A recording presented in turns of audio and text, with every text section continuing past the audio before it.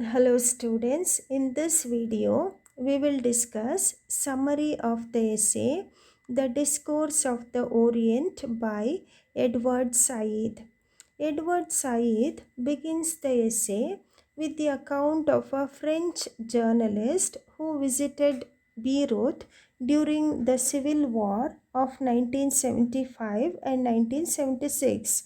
After the visiting Beirut, he wrote back to his friends that it had once seemed to belong to the Orient of the Chateaubriand and Nerval. Here, Edward Said says that the French journalist was right from the European point of view because there was the European representation of the Orient in his mind and he is looking at its contemporary fate. So, both of them have a certain kind of communal significance for the journalist as well as French readers. And then, after giving this incident, description of this incident, uh, Said says that Orient is a European invention. It has been there from the time of antiquity. They thought of Orient as a place of romance, exotic beings, haunting memories, landscape, and remarkable experience. That idea was there in the mind of Europeans from a long time. So, according to him, Orient was almost a European invention. Then he goes on to explain what is the meaning of Orient, and he also makes another point here. He says that the Americans do not feel the same way as Europeans feel about the Orient. Orient for them is associated with Far East, that is China and Japan. This is for the Americans. For them, Orient means Far East, China and Japan. Whereas for the other Europeans, in this group, there are the French, British, Germans, Russians, Spanish, Portuguese, and Italians. For this group, they have had a different way of coming to terms with the Orient. For them, Orient has a special place in their experience. For them, Orient is near Europe, it is adjacent to Europe. It is the place where Europe's greatest and richest, oldest colonies were located. It is the source of their civilization and languages.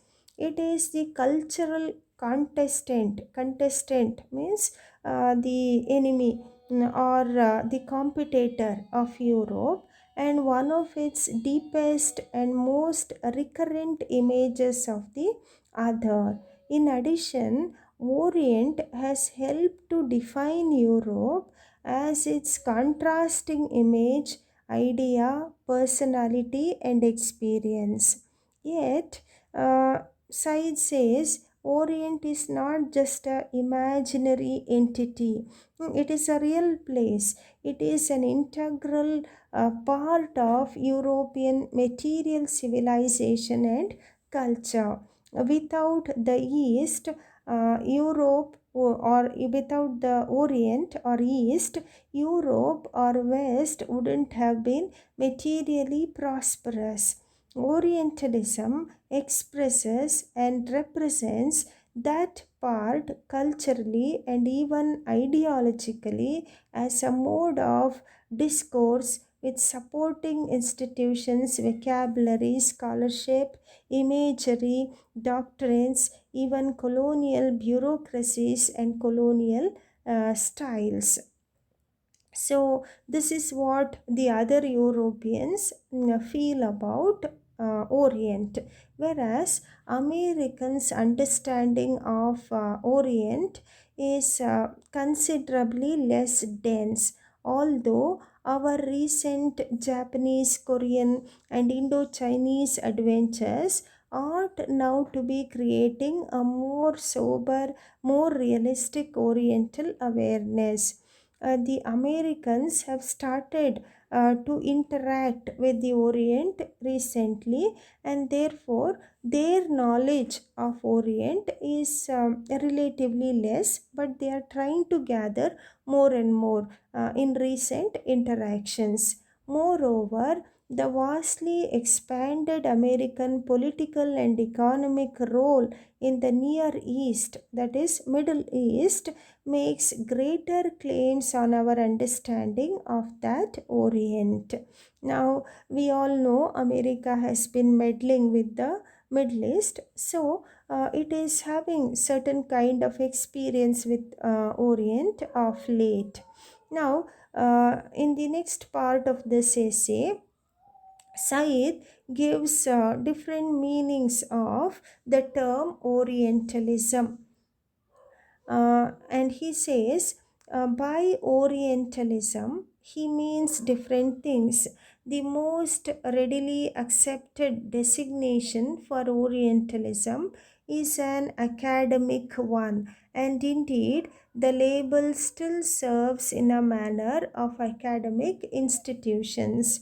Anyone who teaches, writes about, or researches the Orient, and this applies whether the person is an anthropologist, sociologist, historian, or philologist, either in its specific or in its general aspects, is an Orientalist. And what he does is, or what he or she does, is Orientalism. And then he says the term Orientalism is less preferred by specialists today because it is too vague and general, and because it connotates the high handed executive attitude of the 19th century and early 20th century European colonialism.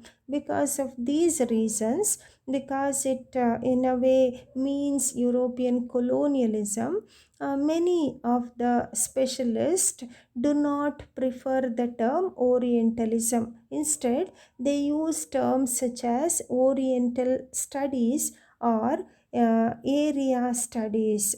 Nevertheless, many books have been written and many conferences have been held on the Orient as their main focus, with the Orientalist in his new or old guise as their main authority.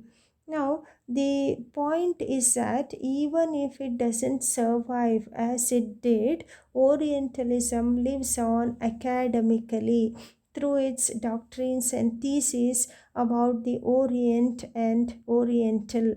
Orientalism has more general meaning in the academic tradition. So, Orientalism has come to an end by the World War II. But then, several doctrines and theses have been written on it, so it lives academically even today. Orientalism can be defined as a style of thought based upon an ontological and epistemological distinction made between the Orient and the Occident. Thus, a very large mass of writers, among whom are poets, novelists, philosophers, political theorists, economists, and imperial administrators, have accepted the basic distinction between East and West as the starting point of their elaborate theories, epics, novels, social descriptions, and political accounts concerning Orient, its people, customs, mind, destiny, and so on. Then once again, he talks about, Said talks about the rest of Europe and America.